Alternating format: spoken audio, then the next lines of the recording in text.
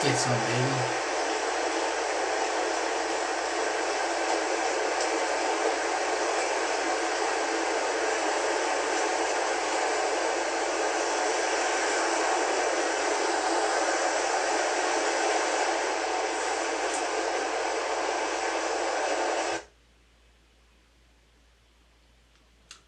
This is about 2 hours into fishing on a super juicy day, and I hadn't moved anything. Not a damn fish. So, couple different, we'll say, exhibits of things that I'm going to say to do versus not to do. When I blow and eat and capture that on film, I'll try to check my ego and get that up here too. But here's just kind of adjacent to some trips that could have been, monumental, that were great. But some missed fish and just watching people come in with different experiences and I think expectations and jerk strip retrievals. I just wanted to go through a couple things of, this is not just me guiding or these tailwaters. This is, some of the stuff I take from musky fishing, and other stuff is like, I don't know, the tight line stripping versus the jerk strip and what that affords you to do throughout the rest of your retrieve, not just with the actual fly presentation, but the hook set and a bunch of other stuff. So, so fishing more swim flies. I am fishing the drunk on the Rio, so Scott Centric 7-weight Rio outbound short, 265 grain, intermediate 3.5. So intermediate, I think it's like 1 inch per second, and then 3 inches per second, 5 inches per second full sink with like a 2-foot leader, a 20-pound fluoro. Mono, doesn't really matter. And that 20 pounds mainly because we're getting, you're in the junk a good deal, and I want to make sure that we're able to get it out of the junk before donating too many flies. And 20 is enough you can snap it if you need to, but it's not going to break without some real intention put behind that pole, versus like 12 pounds gone after not much. 15 pounds also, I'd rather 20. So I will jump into, I'm going to be commentating. It's like Twitch, except instead of video games, it's a human outside doing stuff. Now I'm inside talking about doing stuff, and you're inside watching me. So I'm not sure how far away it is after all.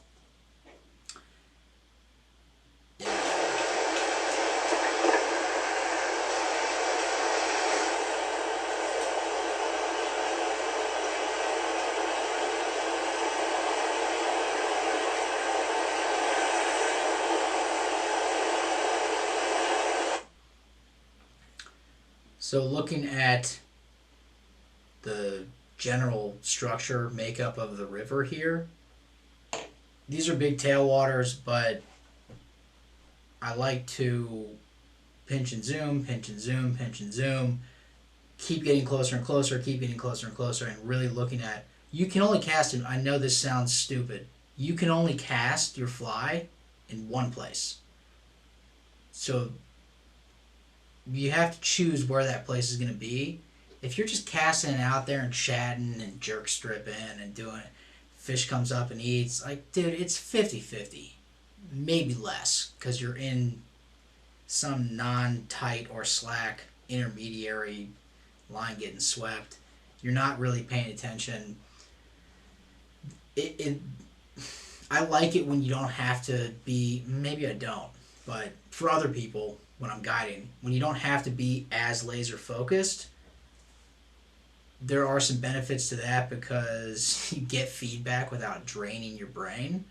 But I personally like this type of fishing. I fish this way all the time, and so whether or not the bite's tough doesn't really matter. And when you have loss in visibility, drop in clarity, glare, whatever, and you're in a boat or you're wade fishing, I mean, you just use your brain. If you're retrieving, if you're bringing your fly in and there's a giant rock and your fly's coming over that giant rock, you want to lift your rod tip so you don't plant your fly into the rock as the boat's going or as you're across the stream wading. Um, Little things like that, and I'll show getting some flies off here too. They go a long way, and then the pump fake. So I wanted to get those words out of my brain, and then we'll go back into here. General, what are we looking at here? We have some structure. We have deeper parts of the bank, so farther in, slower water. And then when I look down this bank, I'm making absolutely certain that I'm getting a few presentations in this water, and you can see this seam. That's not just the light. That's a seam of soft water, and it's sort of this too, adjacent to faster and more, not necessarily deeper. It's faster water, and there's probably less structure, and more structure equals slower. Generally speaking, there's more stuff to cause friction against the water, and that's just the general grade of the rivers. Faster in the middle, slower on the banks. Faster in the middle of the water column, slower on the bottom, right? So we're going all the way over the bank, and bank to bank, you got to pick. Some banks are going to be slower, have better water. That's just time on the water, time on your water, and just being able to look out and say, all right, even though that's a hard outside bend that typically has faster and deeper chutes, and we maybe want the inside bend with softer water, because of this structure, that structure, and what the river's doing on the other side, that bend actually has the better water. Sometimes I wish we had that bunny slope. When you're skiing, you get to the bottom and then just like hook your skis back up and get pulled back up so you can go back, hit it again, but we don't have that opportunity. So take a thoughtful approach to each part of the river and hit the soft water. Try to hit it more than once. And multiple presentations in the same place, absolutely. It's not necessarily mousing where you can put out 10, 15, but I've seen it happen. We're just anchored and someone's just farting around, putting out 20 casts, and the 21st, a nice trout comes out and eats it.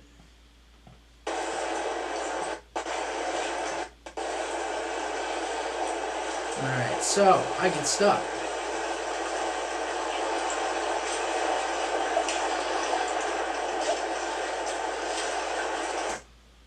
I tried to roll over, and that's just getting that weighted line on the other side of the fly. And then once that weighted line is either on the other side or on the other side and in the water, and you just do a quick pop, so it's a lift your rod all the way up, roll it, let it drop for a second, pop. And pop. Either that weighted line on the other side or your line in the meniscus of the water creates tension from the other side of the fly. So when you're on the other side, before you just strip set into the log and lose your fly or cause someone to back row and get your fly, as soon as it gets in a bad place, try to give it a roll. If that's not working, or if it's up in a tree, the roll's not going to work. Wiggle, wiggle, wiggle, wiggle. Super small. Oh, small.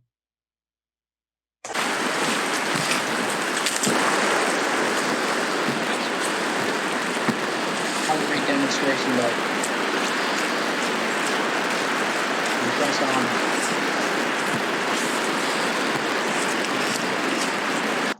So big piece of soft water here, log jam. It's if you fish for bass, muskie, saltwater fish. Call this a dock next to an adjacent creek coming out in low tide or falling tide. I mean, this is every predator lie. Any fishing. Sure, trout is specific to the river and maybe fly selection, some other stuff, but this is universal. Again,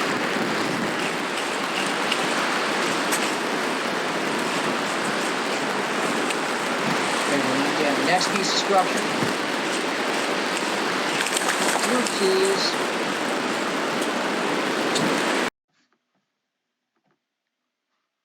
So first shot, kind of no man's land. I had already put one in a log on the other side. I didn't want to get hung up in here. I'm fishing solo. It sucks when you get hung up. Sinking line starts getting pulled down. You have to back row. It's not pretty. So kind of general checking out here. And when you're generally checking, man, a fish could be out here. It could be coming from here. It could be coming from right here. You might put it right on its face. It could be coming from the soft side. Maybe there's a boulder under here. You don't know where it is. Leave your damn fly in the water.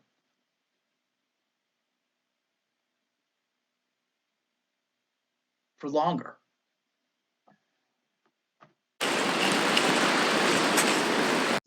And just a real brief, please do this.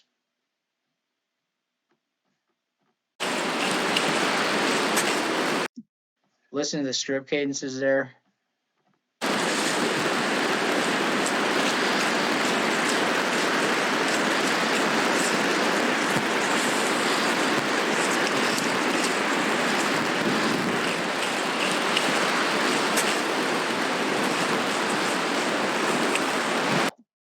So I'm not going pop, pop, pop, pop, pop, pop, pop, pop, pop, rip, cast. It sounds.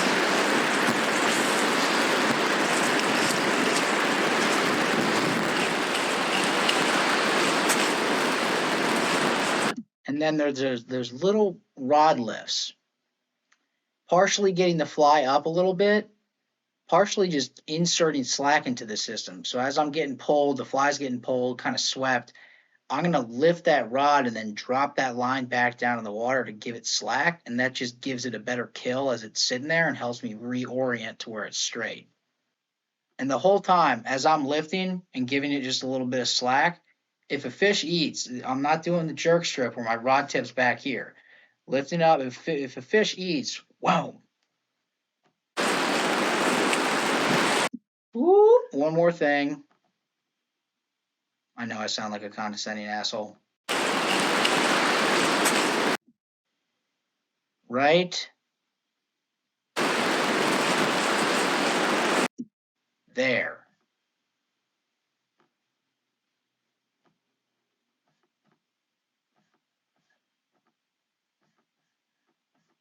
Cool. I'm giving it just a fraction of a second.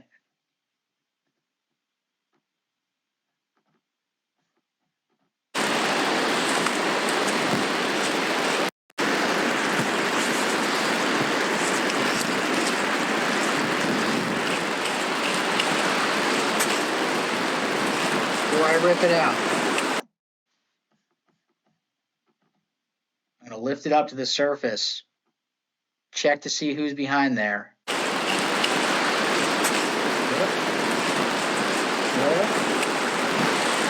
After no one's there, I'm going to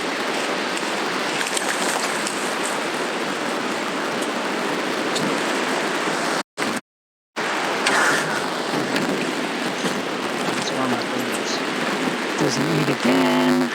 He does not eat again. So that's a big brown trout eating through the surface after 2 hours of no activity and really hard fishing, and maybe 30 minutes of trimming a game changer while floating down the river.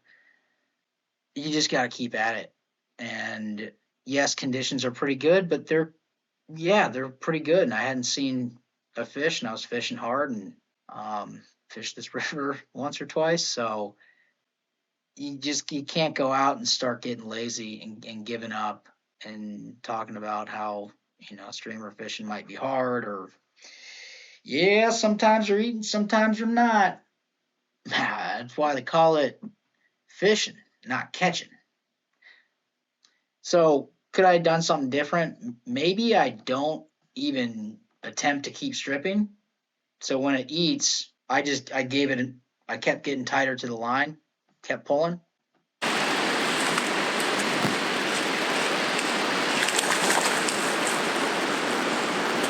it just never came tight.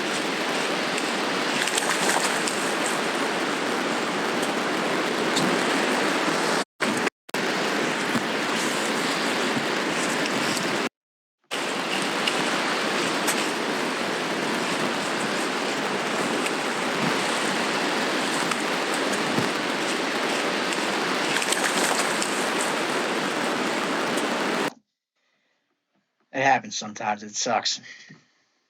They're trying to eat a fish, and what you have is some dead animal tied to a hook, and so it doesn't really work the same way in terms of what the trout is able to do with its face and its prey.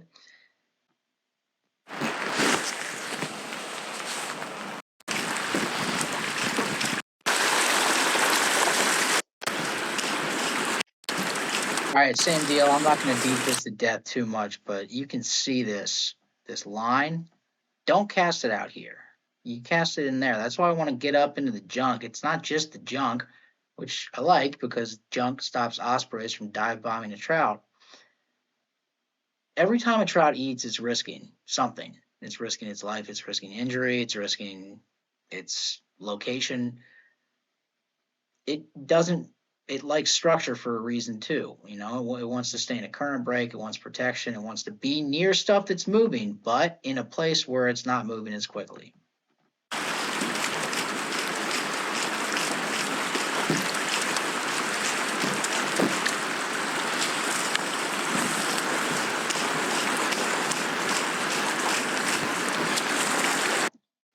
So any type of big changes, we'll call this a log jam. It's really someone's boat ramp.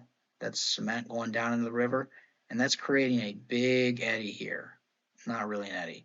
It's creating a big piece of slack water. There's still some water going over it, so I'm absolutely making sure. Then the river, there's this dock, boathouse thing up here, and then it sort of narrows up. So this is a big piece of change here. This is relatively consistent, still a great bank, but this, we like that.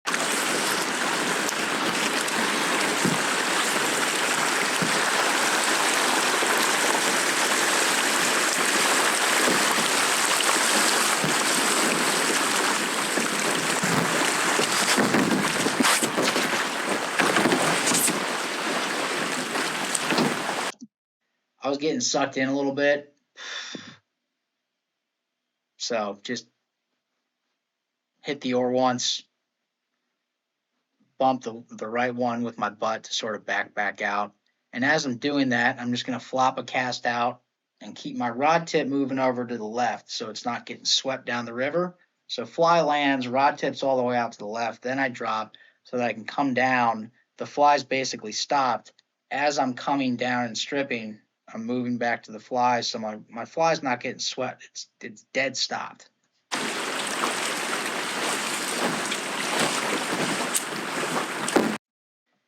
So as soon as it lands, I'm up here. There's a bunch of slack in the system. I want it to move, and I can't do it with the strip. So it's out there. I got my rod up here. I'm stripping in line, but I want it to move first. So I pop with the rod tip, come back, straight line. Screwing with your line should be done either while fishing or after your fly is in the boat. When you do it while fishing or after the fly lands, you're giving it a big kill. That's what it stops everything. And so if you have a tight line and you screw with your line a little bit, I'm not saying I did this intentionally at all, but you have a tight line, I'm not letting my fly, and I will bark a little bit. I tend to let people learn lessons though. You cast that fly out, and it's just sitting there, and you're screwing with your line. Your line's getting swept down. It might get hung up on something. You're not fishing. If you cast out and give it some strips and then screw with your line, now you're giving it a giant kill. So I'll take this. I'd prefer getting it into the boat, but yeah. So out there, tight lines, dead slack, dead stopped in slack water, big twitch, then a bunch of other smaller twitches.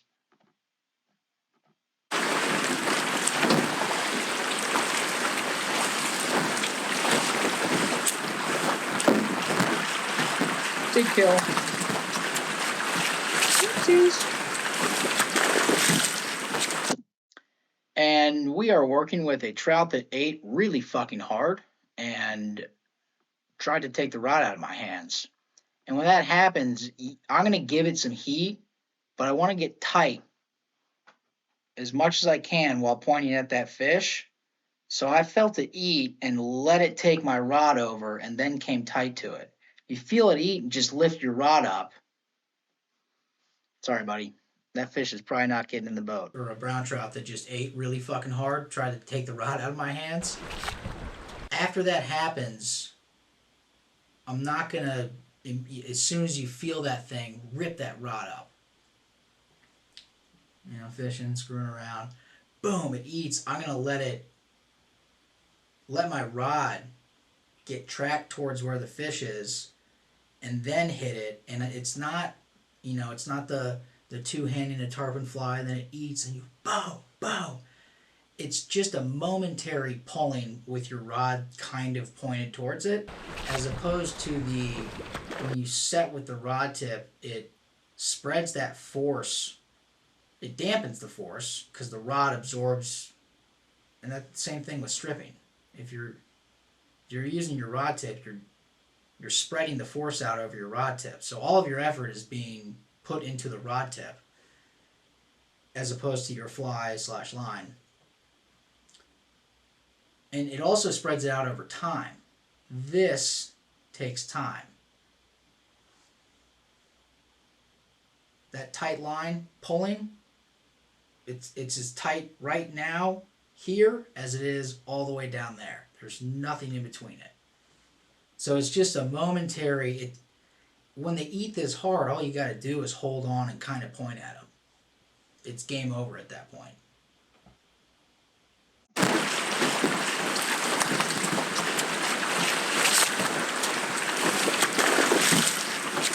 So just holding on. It's nothing crazy. Faster water, really hard to eat.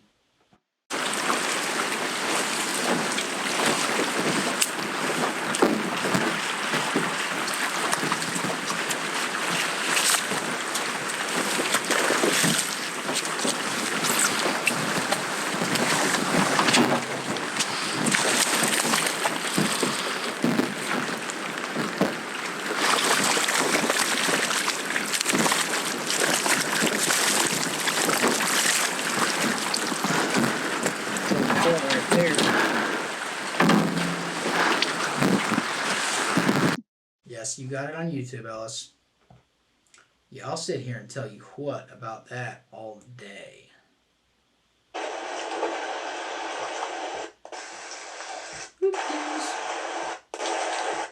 Alright, so just a couple of comments. Well, I'm going to start beating dead horses here, but getting pretty fishy out there.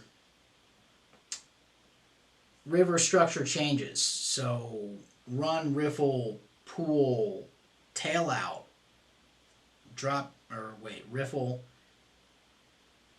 What is a run anyways? I think riffle, run, pool. So faster and shallower, a little slower, a little deeper, and then way slower, way deeper. That pool then ends in a tail out. So riffle, run, pool, tail out. That's the pool, slow and deep, starting to get shallower and faster before it drops off. You're going to find you're going to find risers and dry fly shells in there, and then on the edges, sometimes on the structure, right up against that, next drop. Sometimes big fish like to hang out there, certainly on the edges and cut banks. So you take that and maybe you're in a big tailwater or whatever river. There's gonna be in what I'm in here. It's like these sort of shelves, so it's not like a segmented riffle run pool. It's just it looks like a mess, but you can kind of break down. All right, where's the structure changes? Where's the slack water before the next drop? Where's the first piece of slack water after that drop, and then that run, and then next piece of slack water. Am I going left side, right side, etc. So a couple places that I'm fishing up in there.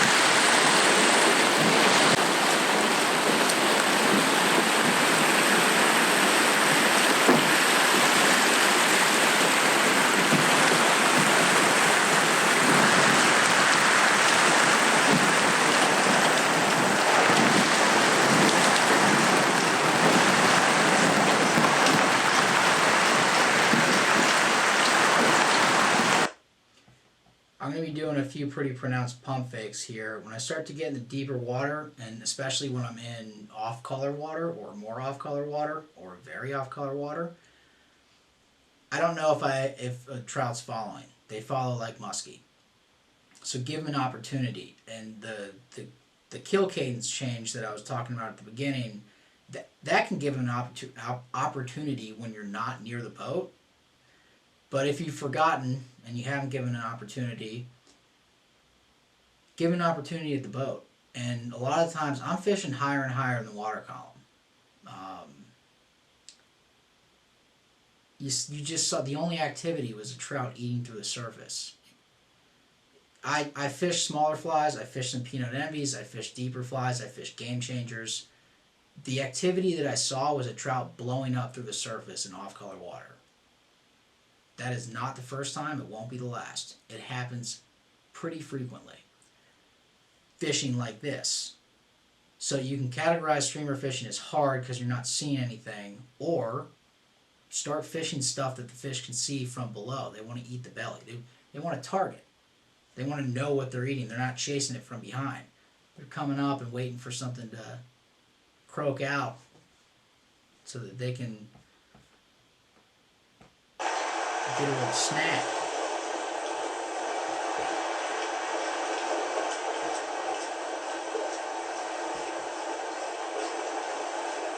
So just right here at the end, so a little sweep to the right, just to get it up to the surface. When you see it, no one's home.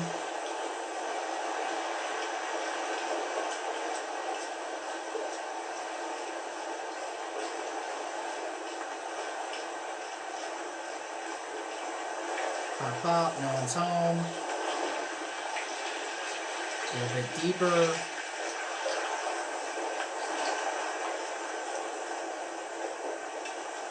Pop, pop. Oh, someone's home.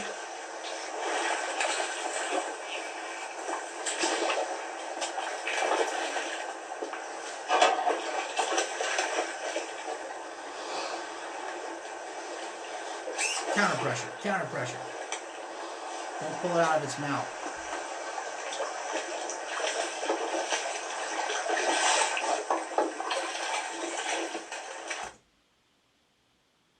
Alright, I'll save a dissection of fighting the fish for another one, but yeah, think about what you're doing while you're out there. And if nothing else, for me, it just keeps the engagement so high, and you get to think more about it, especially if you tie.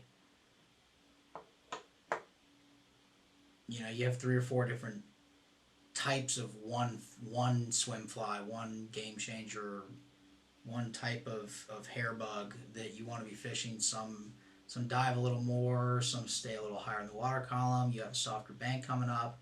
I change flies a lot, and it's from mostly river structure. Some of it's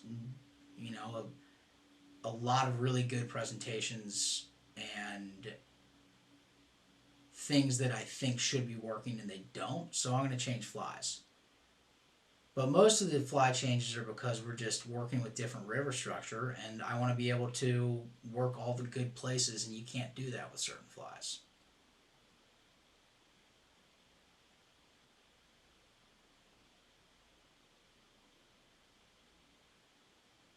I think that covers,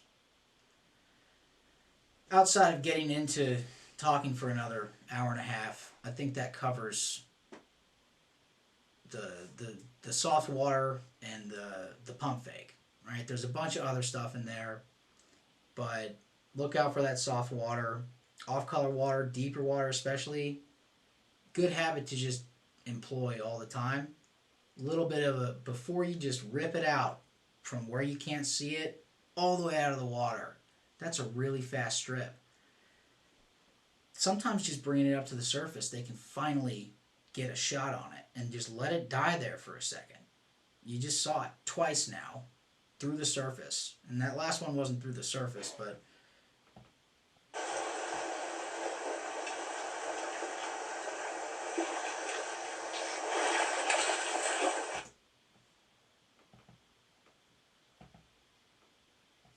she was mad that I lied. Well, sweet. Someone's there. So same deal. Sit down. Let the fish eat. Kind of point your rod. And then hope for the best. When they're going bonkers like that, yeah, give them a little bit just so you're not ripping out of their mouth, because if at any point your pressure is coming straight out of their mouth as they're flipping around with their face open, probably going to pull the fly out. It is March. It is March 10th. Cancellation, well, muskie trip blown out yesterday. Cancellation on the 12th. And yeah, kind of trips here and there, but a good amount of availability, and things are obviously doing okay. We got caddis hatch coming up mid-April. That brings along a lot of other stuff right afterwards. Striper moving up, shad in the lake's rising, PMDs and sulfurs on both rivers. Mousing as the nights get warmer. So a lot of fun stuff here, and I think, I don't know, dry fly fishing is, maybe there's less of a differentiation factor, so I don't focus on it as much with social media and with YouTube. I love dry fly fishing. I mean, this fishing's hard. Staying that engaged, making all those casts. If we can stop, I know I've said this before, so this is for new folks. If we can stop and hunt noses poking through the surface and sight fish to rising trout for 1, 2, 3 hours of our day, that's ideal. And that's just going to start happening more and more. And, yeah. Thinking out loud.